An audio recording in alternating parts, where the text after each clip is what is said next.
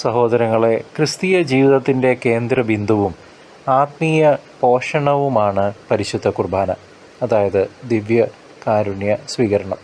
നാം എത്രയധികം ഈ തിരുശരീര രക്തങ്ങൾ സ്വീകരിക്കുന്നുവോ അതും വിശുദ്ധമായ അവസ്ഥയിൽ ഇൻ ഗ്രേസ്, അത്രയധികം നാം യേശു ക്രിസ്തുവിനോട് സാദൃശ്യമുള്ളവരായി മാറുന്നു എന്ന് തിരിച്ചറിയണം. ഇത് കേവലം ഒരു മതപരമായ ചടങ്ങല്ല, മറിച്ച് ക്രിസ്തുവുമായുള്ള ആഴമായ ഐക്യപ്പെടലാണ്. എൻ്റെ ശരീരം ഭക്ഷിക്കുകയും എൻ്റെ രക്തം പാനം ചെയ്യുകയും ചെയ്യുന്നവന് നിത്യജീവനുണ്ട് എന്ന യോഹന്നാൻ 6:54 നാം വായിക്കുന്നു. ദിവ്യകാരുണ്യ സ്വീകരണം നമ്മെ ക്രിസ്തുവിനോട് ചേർക്കുമ്പോൾ നമ്മുടെ ചിന്തകളും വാക്കുകളും പ്രവൃത്തികളും ഒക്കെ അവിടുത്തേതുപോലെയാകാൻ തുടങ്ങുന്നു. അവിടുത്തെ സ്നേഹവും അനുകമ്പയും വിനയവും നമ്മിൽ പ്രതിഫലിക്കുന്നു. അഹങ്കാരം പാടെ മാറുന്നു. പാപകരമായ പ്രവണതകളിൽ നിന്നകന്ന് വിശുദ്ധിയിലേക്ക് വളരാൻ അത് സഹായിക്കുന്നു. കൂടാതെ ഓരോ കുർബാനയും സ്വർഗീയ വിരുന്നിൻ്റെ ഒരു ചെറു പതിപ്പാണ്. സഭയോടൊത്ത് കർത്താവിൻ്റെ മേശയിൽ പങ്കുചേരുമ്പോൾ അതാണ് കമ്മ്യൂണിയൻ എന്നുകൊണ്ട് ഉദ്ദേശിക്കുന്നത്.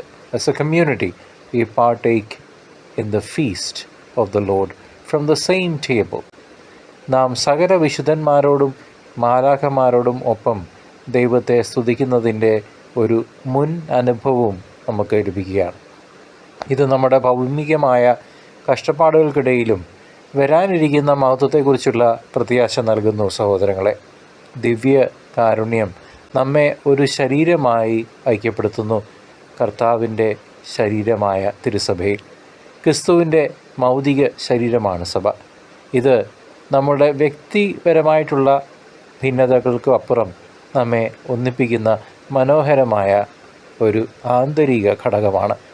സ്വർഗത്തിലെ പൂർണ്ണമായ ഐക്യത്തിൻ്റെ ചിത്രം ഇത് വരച്ചു കാട്ടുകയും ചെയ്യുന്നു. അതുകൊണ്ട് നമുക്ക് കൂടുതൽ തവണ ആവർത്തിച്ച് ഒരുക്കത്തോടെ ആത്മാർത്ഥതയോടെ ഈ വിശുദ്ധ കൂദാശയിൽ കുർബാനയിൽ പങ്കെടുക്കാം.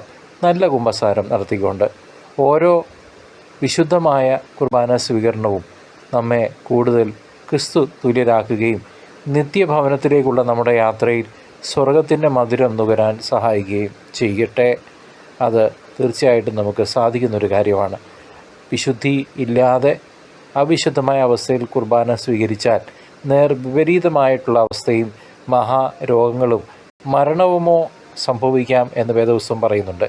പരിശുദ്ധ കുർബാനയിലൂടെ ക്രിസ്തുവിനോട് ചേർന്ന് നടന്ന് ക്രിസ്തുവിനെ ഉള്ളിൽ സ്വീകരിച്ച് ജീവിക്കുന്ന സക്രാരികളായി നമുക്ക് സ്വർഗീയ സന്തോഷത്തിനായി ഒരുങ്ങാം.